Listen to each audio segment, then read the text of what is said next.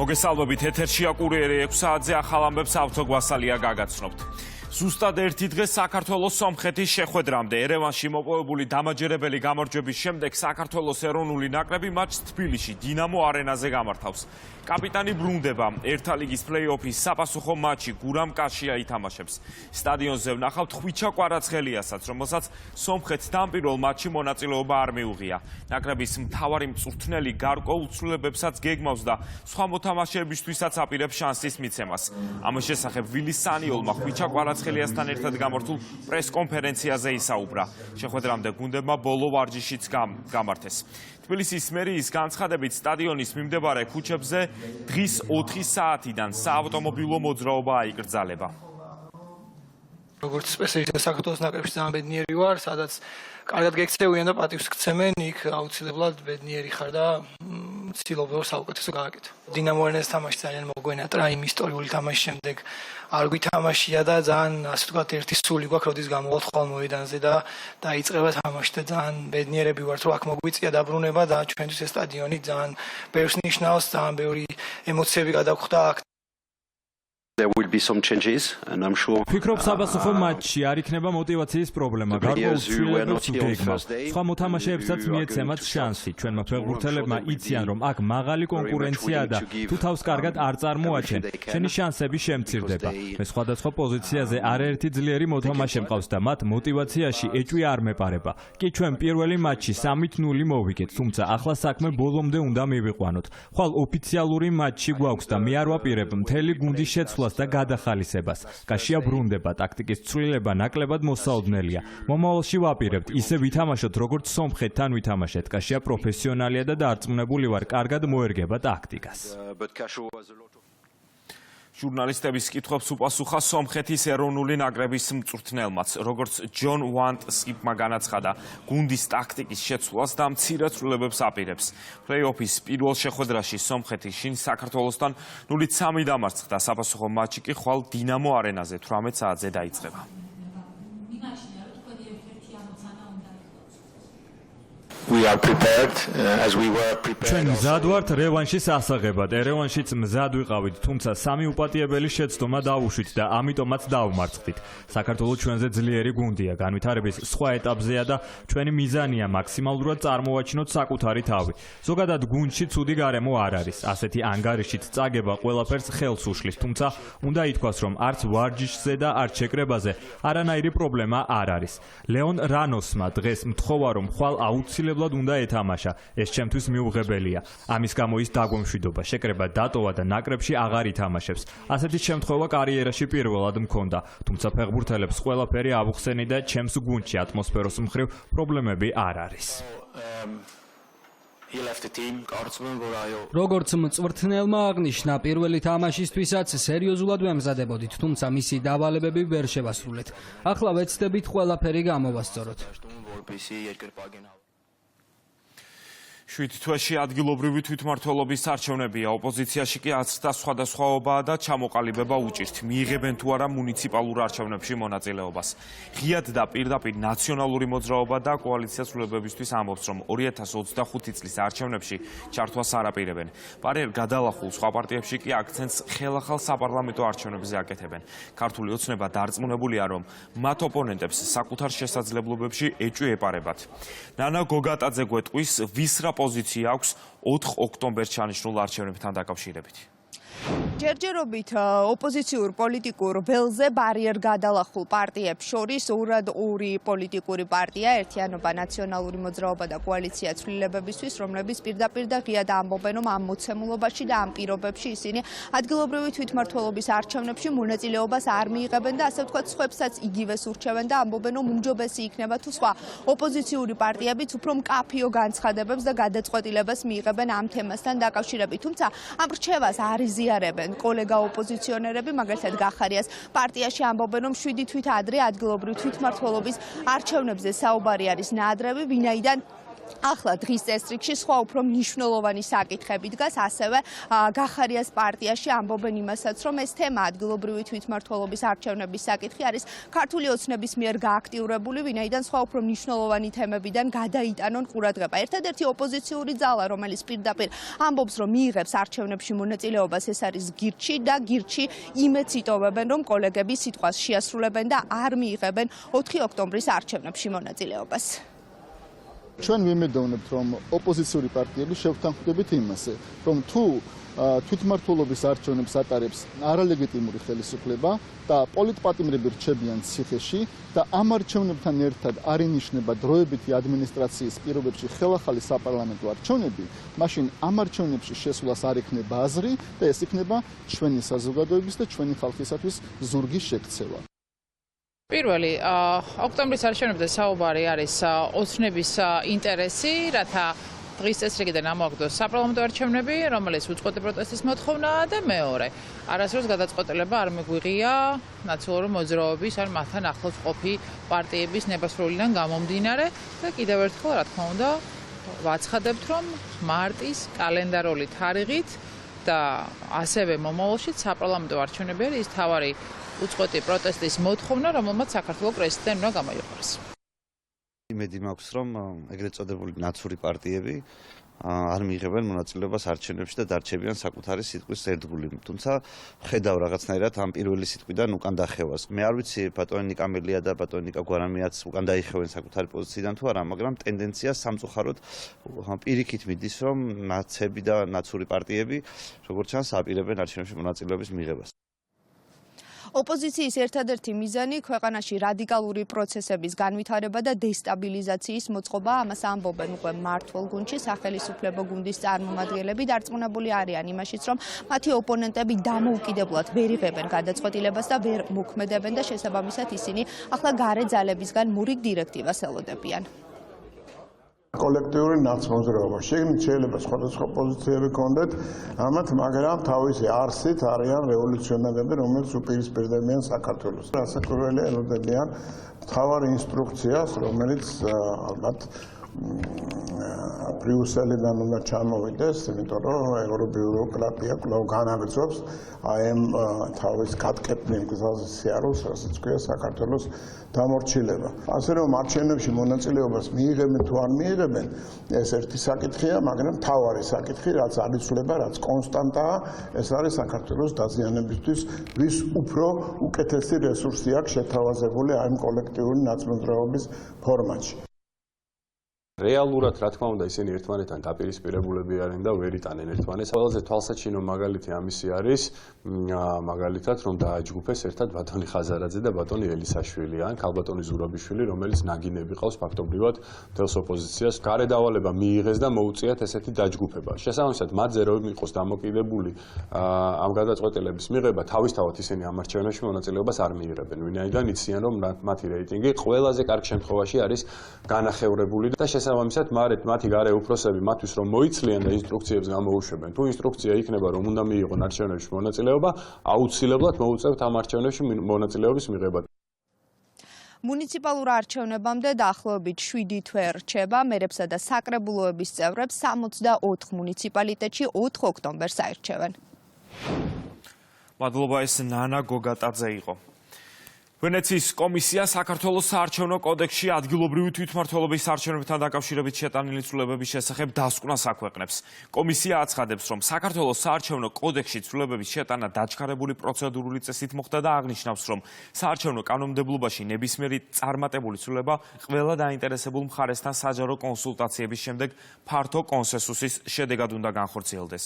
ვენეციის კომისია ცვლილებების გაუქმების რეკომენდაციასაც გასცემს.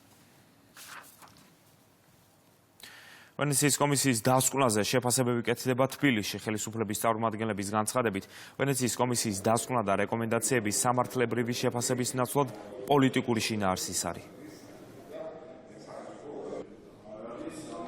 პოლიტიკური განცხადება, რომელსაც არაფერი კავშირი არ აქვს სამართლებრივ ნაწილთან, მით უმეტეს იმ ნაწილში, როდესაც ვენეციის კომისია გვირჩევს, რომ 2/3-ით მიიღონ ცესკოში გადაწყვეტილებები, მაგალითად, ჩვენი შევცვალეთ, ვინაიდან საბოტაჟი იყო აშკარა და ვერანაირად ვერ იქნება ცესკოს გადაწყვეტილებები დამოკიდებული უმცირესობის მოსაზრებაზე, რომლებიც აი ამ საბოტაჟის რეჟიმში არიან გადასულები. არანაირი ინტერესი ჩვენ იმასთან დაკავშირებით, რომ რაღაცა შევზღუდოთ პოლიტიკური მონაწილეობა ან ჩვენი ოპონენტების ჩართულობა საარჩევნო პროცესში, რასაკვირველი არც ქონია და არც გვექნება.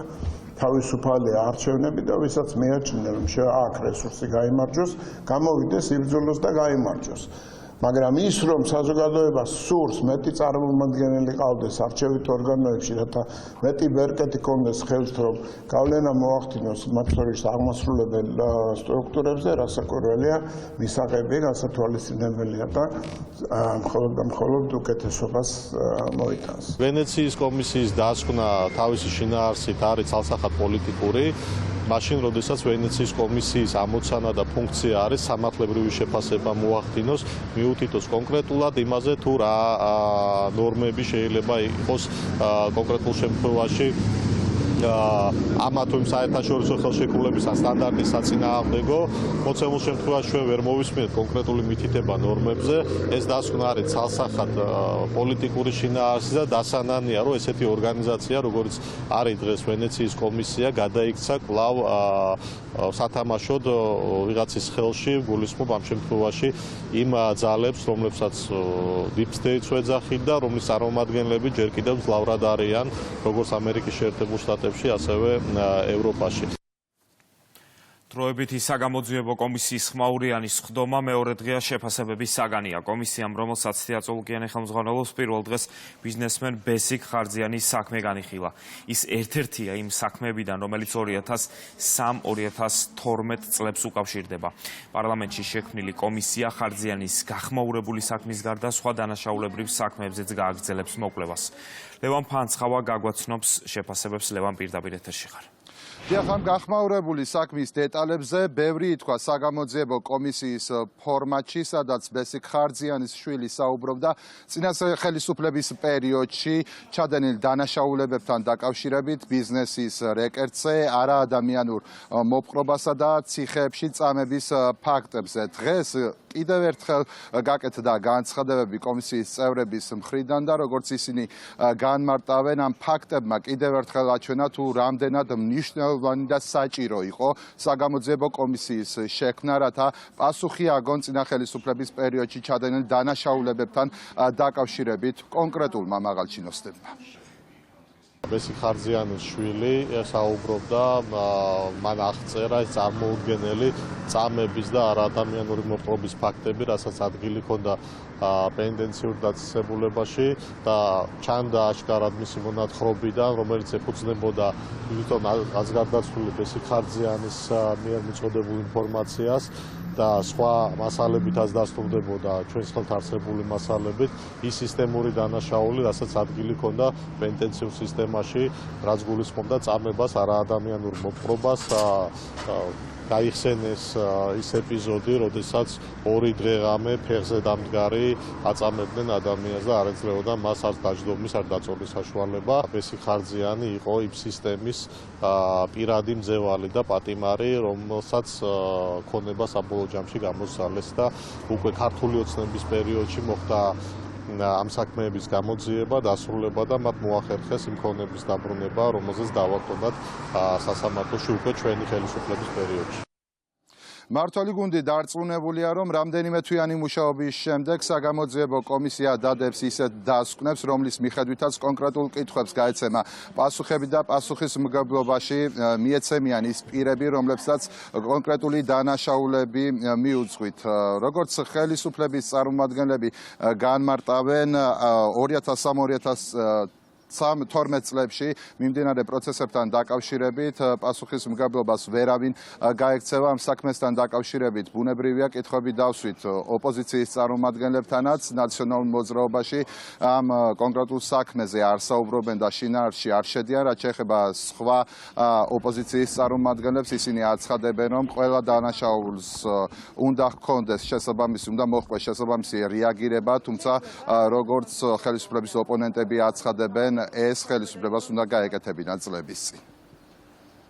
ხარჯიანი საქმე იყო ერთ-ერთი მძიმე საქმე სააკაშვილის დროს. მაშინ, როდესაც ბიზნეს რეკეტზე და ყველა იმ უსამართლობაზე უამრავი სარჩელი იყო პროკურატურაში შესული და ოცნებამ თავროზე შემოდო ეს ყველაფერი, ამიტომ არის ფარსი დღეს ის, რასაც არაელექტრონული პარლამენტი ჩადის და არა სამართლიანობის აღდგენის მოტივით, არამედ უბრალოდ იმისთვის, რომ პოლიტიკური ხეირი და ძალაუფლების შენარჩუნება შეძლონ.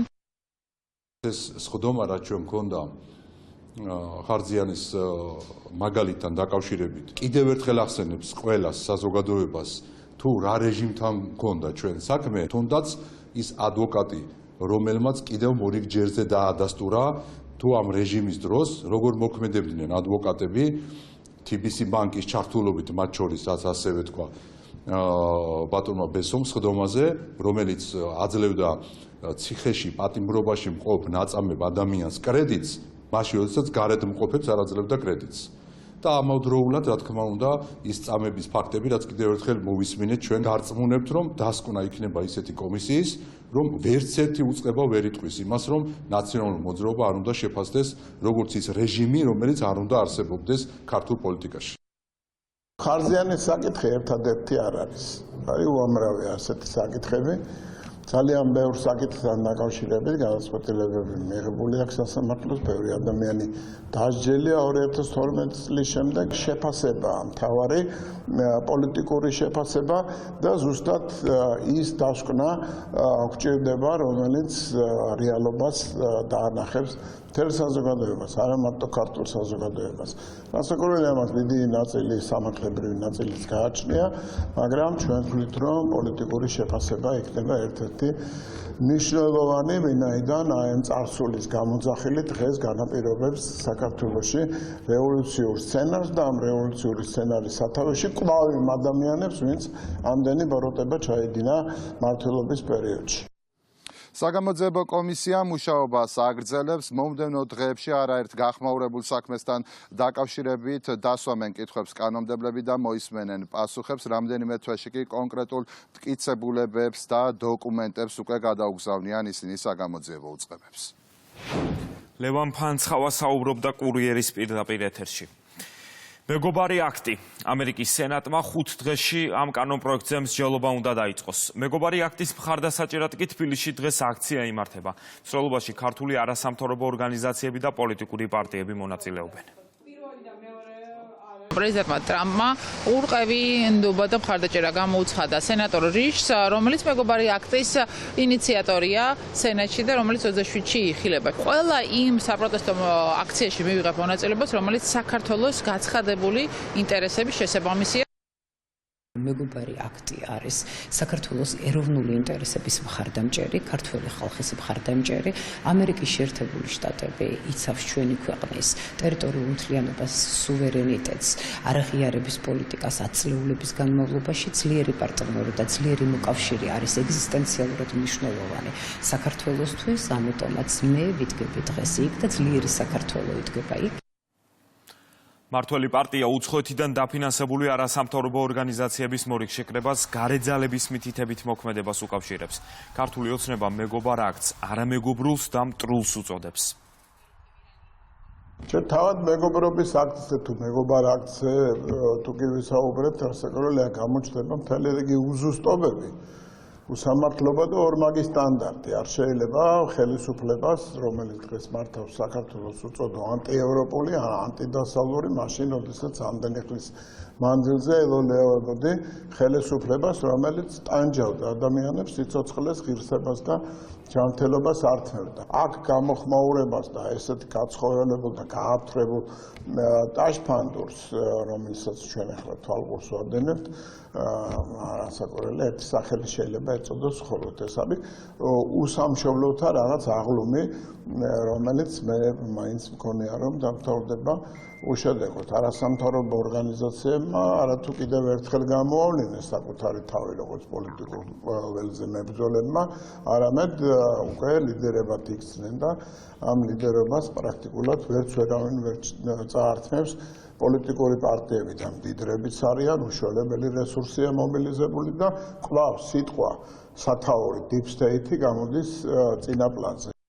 წარმოუდგენელია ის რაც ხდება, ანუ დღეს საქართველოში იმართება მარში, რომელიც მხარს უჭერს საქართველოს წინააღმდეგ გარკვეულ სანქციებს, შეზღუდვებს და ასე შემდეგ. ეს შეზღუდვები, რომელზეც საუბარია ეგრეთ წოდებულ მეგობარ აქტში, ეს თავისი შინაარსით ნამდვილად არ არის საქართველოსთვის მეგობრული. არ გულისხმობს მხოლოდ და მხოლოდ შეზღუდვებს საქართველოს ხელისუფლების წინააღმდეგ, რა თქმა უნდა, მსგავსი შეზღუდვები შემდგომში უკვე აისახება სრულიად საქართველოს მოსახლეობაზე. ამიტომ ჩვენ ამაში მეგობრულს ვერაფერს ვერ ვხედავთ. მე ხაზი მინდა გაუსვა იმას, რომ საქართველოს არასოდეს არ გადაუხვევია თავისი ევროატლანტიკური გზიდან, რომელიც კონსტიტუციითაა გამყარებული. და არც ერთი ნაბიჯი არ გადაუდგამს, რომელიც თუნდაც რაიმე სახით საწინააღმდეგო იქნებოდა ამერიკის შეერთებული შტატებისა პირიქით ყველას ახსოვს ჩვენი ჯარისკაცების, ჩვენი სამხედრო დანაყოფების მონაწილეობა იმ მისიებში, სადაც ამერიკის შეერთებული შტატები იყო წამყვანი და გაცილებით დიდი წვლილი აქვს ჩვენ ქვეყანას შეტანილი ესეთ მისიებში, ვიდრე ნატოს რომელიმე ცალკე აღებულ ქვეყანას, ხო? აქედან გამომდინარე, ცალსახაა, რომ საქართველოს არ გადაუხვევია ამერიკასთან მეგობრული ურთიერთობებისაგან. მეგობარი აქტის ავტორი, სენატის საგარეო ურთიერთობათა კომიტეტის თავმჯდომარე ჯიმ რიშია. მამუკა მდინარეძე კი დონალდ ტრამპის განცხადებას ეხმაურება, რომელშიც ამერიკის პრეზიდენტის სენატორ ჯიმ რიშს მომავალი წლის შუალედური არჩევნების წინ სრულ მხარდაჭერას უცხადებს. ქართული ოცნების აღმასრულებელი მდივანი წერს, რომ სენატორი რიში ყოველთვის გამოირჩეოდა Deep State-ის აგენტურის განსაკუთრებული მხარდაჭერით.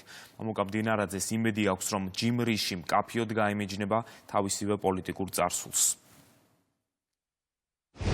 ნაცური აღდგინების მთავარი საფუძველი ტრამპის მიერ აიდაჰოს შტატის არჩევნებში რესპუბლიკელი ჯიმ რიშის მხარდამჭერი განცხადება გახდა. ბუნებრივია, ტრამპი დემოკრატს არ დაუჭერდა მხარს. თუმცა ობიექტურობისთვის ისიც უნდა აღინიშნოს, რომ სენატორი რიში სულ გამოირჩეოდა Deep State-ის აგენტურის განსაკუთრებული მხარდაჭერით და თავად Deep State-ის ეგრეთ წოდებული ნარატივის გახმოვანებით. შესაბამისად, სამომავლო დაშვება მხოლოდ ორი შეიძლება იყოს: ან ჯიმ რიში მკაფიოდ გაემიჯნება თავისივე პოლიტიკურ წარსულს, სხვათა შორის ტრამპის გაპრეზიდენტების შემდეგ ნამდვილად იკავებს თავს ჩვენზე თავდასხმისგან, ან გამყარდება სამწუხარო ეჭვი, რომ Deep State-ი კვლავ ინარჩუნებს თავის პოზიციებს. საქართველოს და ქართული საზოგადოების ერთ-ერთი მთავარი იარაღი სიმართლეა, რომელზეც ყოველთვის საქმის კურსში უნდა ვიყოთ.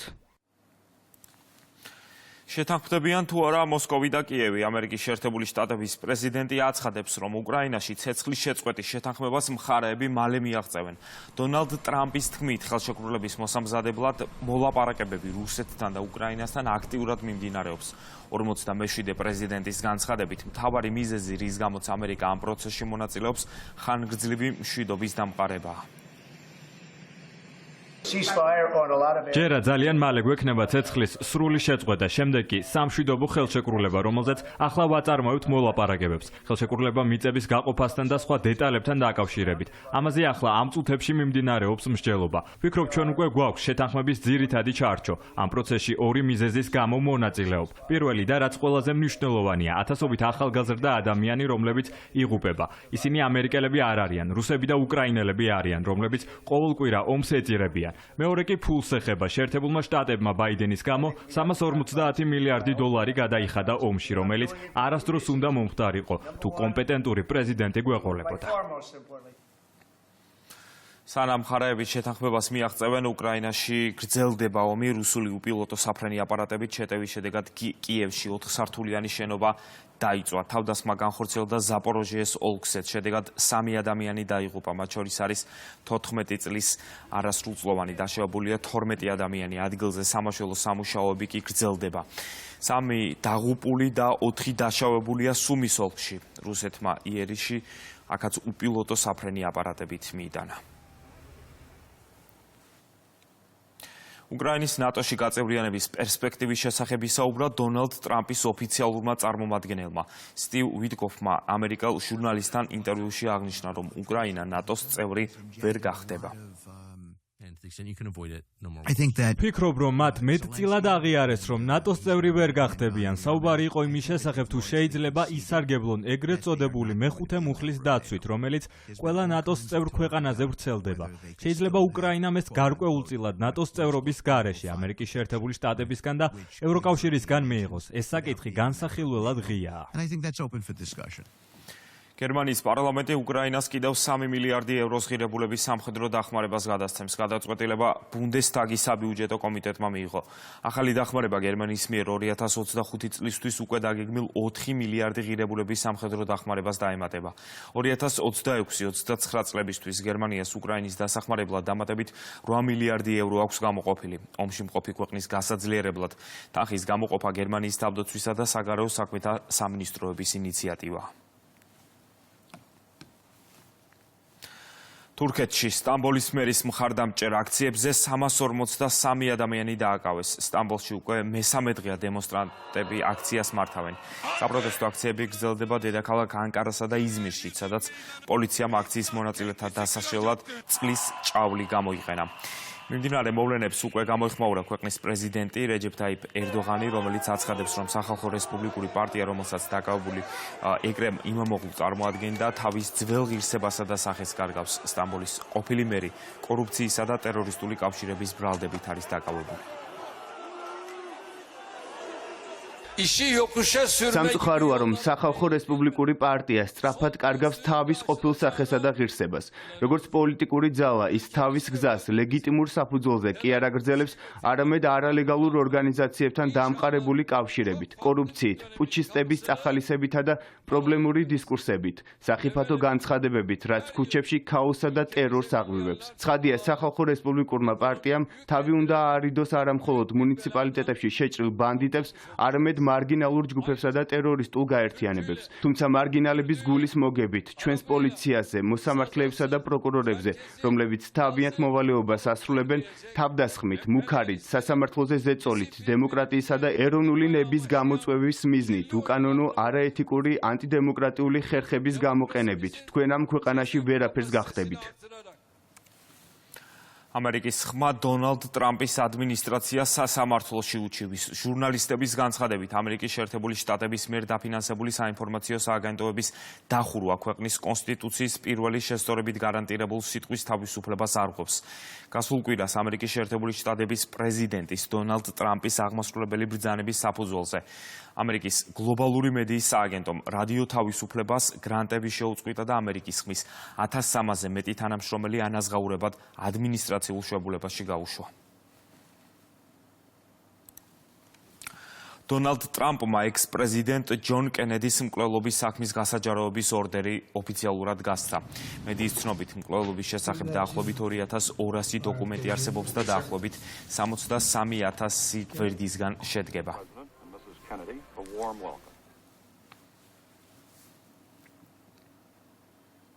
და კვლავ საქართველო. ნარკოდანაშაულისთვის პოლიციამ 1973 და 1985 წელს დაბადებული პირები დააკავა. ერთ-ერთი მათგანი წარსულში ნასამართლები და პირობითი მსჯავრის ქვეშ მყოფია. სამართალდამცველებმა მოსამართლის განჩინების საფუძველზე რამდენჯერმე განახორციელეს ნარკოტიკული საშუალების საკონტროლო შესყიდვა და აღნიშნული შესყიდვების ფარული აუდიო-ვიდეო ჩაწერა. დანაშაული 20 წლამდე ან უვადო თავისუფლების აღკვეთას ითვალისწინებს. წვევამდელებმა ახალქალაქში ზაზა ფერაძის სახელობის საწყის საბრძოლო მომზადების ცენტრში სამხედრო მომზადების გავლა დაიწყეს. პირველ დღეს წვევამდელებს ჩაუტარდათ ინსტრუქტაჟი და ურიგდათ აღჭურვილობა და განთავსდნენ ყაზარმებში, სადაც 8 კვირის განმავლობაში იქნებიან. საწყისი საბრძოლო მომზადების ცენტრში წვევამდელები საცეცხლე, სამედიცინო, საინჟინრო, სამწყობრო და ტაქტიკურ მომზადებას, ასევე კავშირგაბმულობისა და ტოპოგრაფიის საკითხებს გაივლიან. თავდაცვის ახალი კოდექსით 2025 წლიდან წვევამდელთა ეროვნული სამხედრო სამსახურის გავლა შესაძლებელია მხოლოდ თავდაცვის ძალებში. მივიღეთ წვევანდელთა ეროვნული სამხედრო სამსახურის წვევანდელები, რომლებიც გაივლიან 8 კვირიან საწყის საბრძოლო მომზადების პროგრამას. მათ ჩაუტარდებათ როგორც თეორიული, ასევე პრაქტიკული მეცადინეობები, მათ გადაეცემათ შესაბამისი სერტიფიკატები და გადანაწილდებიან საქართველოს მასშტაბით სხვადასხვა ქვედანაყოფებში. ვარჯიშობთ, სერჟანტებს უსმენთ, ბევრ რამეს ვსწავლობთ. ვფიქრობ, გაგრძელება და სამხედრო სამსახურის, რადგან არსებობს რაღაც საინტერესო კურსები ჩემთვის კერძოდ, გინდათ კიბერუსაფრთხოების, გინდათ რეინჯერობის. მაგისტრატურის დასრულების შემდეგ გადავწყვიტე წამოსულიყავი წვევამდელთა ეროვნულ სამხედრო სამსახურში, იმისათვის რომ ვემსახურო ჩემს სამშობლოს. გავიგე კანონში ცვლილებების შესახებ, იმის შესახებ, რომ ნებაყოფლობით წამოსულ სამხედროებს ანაზღაურებაზე დანამატი აქვს 30%. ამის გარდა უნარჩუნდებათ კერძო სამსახური ამ ბენეფიტების გამო და იმის გამო, რომ თავს თვლივალდებულად ვემსახურო ჩემს სამშობლოს, გადავწყვიტე წამოსულიყავი წვევამდელთა ეროვნულ სამხედრო სამსახურში. დედამიწის საათი. აქცია საქართველოს უერთდება. ეს არის მსოფლიოში უდიდესი გარემოს დაცვითი აქცია, რომლის დროსაც მილიონობით ადამიანი 1 საათით ელექტროენერგიის გამოყენებაზე უარს აცხადებს და ამით პლანეტის მწვანე და უსაფრთხო მომავლის მხარდაჭერას გამოხატავს. გარემოს დაცვისა და სოფლის მეურნეობის სამინისტროს ინიციატივით აქციას სახელმწიფო უწყებები შეუერთდებიან და შუქი ჩაქვდება ადმინისტრაციულ შენობებში. ასევე შუქი გამოირთვება რიყის პარკის ტერიტორიაზე, მშვიდობის ხიდზე, ნარიყალას ციხესიმაგრეზე, ასევე თბილისის სატელევიზიო ანძაზე. დედამიწის საათი არის ერთ-ერთი ყველაზე მასშტაბური გარემოს დაცვითი აქტივობა, რომელიც მსოფლიოს 191 ქვეყანაში აღინიშნება ყოველწლიურად მარტის ბოლო შაბათს. მას სიმბოლურად საღამოს 9:30-დან 10:30-მდე ირთვება არასაჭირო ელექტროენერგია. მისი მთავარი მიზანი არის გარემოს დაცვითი და განსაკუთრებით კლიმატის ცვლილების შესახებ ცნობიერების ამაღლება. ინტეგრირებულ თეატრ აზდაკის ბაღს აფხაზეთის სახელმწიფო თეატრის სტატუსი მიენიჭება. აფხაზეთის მთავრობის თავმჯდომარემ თეატრის შემოქმედებით ჯგუფს მათ საქმიანობაში სრული მხარდაჭერა გამოუცხადა. ინტეგრირებული თეატრი აზდაკის ბაღი 2015 წელს დაარსდა და მისი დასი განსაკუთრებული საჭიროების მქონე 20-მდე პირს აერთიანებს. მივიღეთ გადაწყვეტილება ინტეგრირებულ თეატრს აზდაკის ბაღს მიენიჭოს აფხაზეთის სახელმწიფო თეატრის სტატუსი. ამ გადაწყვეტილებას ჩვენ უახლოეს მთავრობის ხდომაზე იურიდიულ ჩარჩოში მოვაქცევთ. ჩვენი ვალია რომ ჩვენს ახალგაზრდებს დავეხმაროთ ინტეგრაციაში, ასევე მინდა გითხრათ რომ სულ მალე რამოდენიმე დღეში მათი 10 წლის იუბილეა და ძალიან მიხარია რომ ეს გადაწყვეტილება წინ უძღვის ამ მნიშვნელოვან თარიღს. ბატონმა ლევანმა და გუნდმა ეს გადაწყვეტილება მიიღეს იქიდან გამომდინარე რომ ჩვენთან დასში რამოდენიმე აფხაზეთიდან დევნილი მსახიობიც არის. და აი ამით დაკავშირდა ალბათ ჩვენი ურთიერთობა და მართლა არ ვიცი რა ეს თეატრი ღმერთმა ინებოს რომ რაღაცნაირად მედიატორი გახდეს აფხაზეთის და ჩვენი ურთიერთობის. რუსთავის სპორტის სასახლე იაპონელი ძიუდოისტის შოჰეი ონოს მასტერკლასისთვის ემზადება. მასტერკლასამდე 2 დღით ადრე ორგზის ოლიმპიურმა და სამგზის მსოფლიო ჩემპიონმა რუსთავის სპორტის მუზეუმს ხელმოწერილი კიმანო დაუტოვა. შოჰეი ონოს მასტერკლასი რუსთავის სპორტის სასახლეში 24 მარტს 14 საათიდან დაიწყება. საქართველოში ბევრი მეგობარი მყავს, ვიცი საქართველოს კავშირების შესახებ ძიუდოსთან. დიდი ხანია მინდოდა საქართველოში ჩამოსვლა. ჩემთვის საინტერესოა ძიუდოს ქართული სტილი, ამიტომ ვფიქრობ, საინტერესო და ხალისიანი დღე გველოდება. ჩვენი რუსთავის სპორტის სასახლე კიდევ ერთ მნიშვნელოვან სპორტულ მოვლენას უმასპინძლებს. ლეგენდარული ძიუდოისტი ჩვენს ახალგაზრდა სპორტსმენებს ჩაუტარებს მასტერკლასს. დარწმუნებული ვარ, რომ ეს შეხვედრა მათთვის იქნება კიდევ ძალიან დიდი мотиваცია, რომ გააგრძელონ სპორტული კარიერა და კონდეთ ძალიან ბევრი გამარჯვება. ისეთი ქვეყნიდან როგორც იაპონია და ისეთი სპორტსმენი როგორც შოჰეი ონოა ძალიან მნიშვნელოვანია ჩვენი ქვეყნისთვის, ჩვენი მომავალი თაობისთვის, რომ ატარებს სემინარს ბავშვებისთვის, რა თქმა უნდა, მაგალითია ის თავის გამორჩეული სტილით, თავისი წარმატებებით, თავისი ტიტულებით და მე ვფიქრობ ეს უმნიშვნელოვანესია კონკრეტულად ჩვენი ქვეყნისთვის. საქართველოში შერეულ საბრძოლო ხელოვნებათა საერთაშორისო ფედერაციის პრეზიდენტი ჩამოვიდა კერით ბრაუნ სპორტის მინისტრი შალვა გოგოლაძე შეხვდა. ისაუბრეს 2025 წლის შემოდგომაზე საქართველოში MMA-ის მსოფლიოს ჩემპიონატის ჩატარების შესაძლებლობაზე. საუბარი ასევე შეეხო საქართველოში MMA-ის განვითარების პერსპექტივებს. საქართველოში იმყოფება MMA-ის მსოფლიო ფედერაციის პრეზიდენტი. შეხვედრის დროს ჩვენ ვიმსჯელეთ MMA-ის განვითარებაზე, ამავე დროს ვიმსჯელეთ საქართველოში MMA-ის მსოფლიო ჩემპიონატის ჩატარების შესაძლებლობაზე. სპორტის მინისტრს ვესაუბრეს საქართველოში MMA-ის განვითარებისა და 2025 წელს მსოფლიოს ჩემპიონატის საქართველოში შესაძლო გამართვის შესახებ. ჩემთვის დიდი პატივია, რომ შემიძლია ხალხს გავაცნო შერეული საბრძოლო ხელოვნებათა განვითარების გზა და ვისაუბრო იმის შესახებ, თუ რას ნიშნავს გქონდეს მხარდაჭერა და იმსჯელო საქართველოში MMA-ის შეჯიბრებების ჩატარების შესაძლებლობაზე.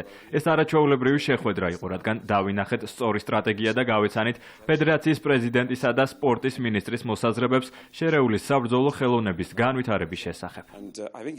ვისაუბრეთ, თუ როგორ ზოგადად MMA-ის განვითარებაზე საქართველოში არის რამოდენიმე ვარიანტი იმის საშუალება, რომ ჩატარდეს მსოფლიო ჩემპიონატი წლის ბოლოს. ეს არის ძალიან მნიშვნელოვანი, რა თქმა უნდა, ქართული სპორტისთვის, MMA-ის სახელობის საქართველოში განვითარებისთვის. კურიერი პირდაპირ ეთერში 9 საათზე დაბრუნდება იზი ბურნაძესთან ერთად. დღის ყველა მნიშვნელოვან ამბავს კი გაიცნობით ვებგვერდზე rustavi2.gi. მე ხვალამდე გემშვიდობებით. ნახვამდის.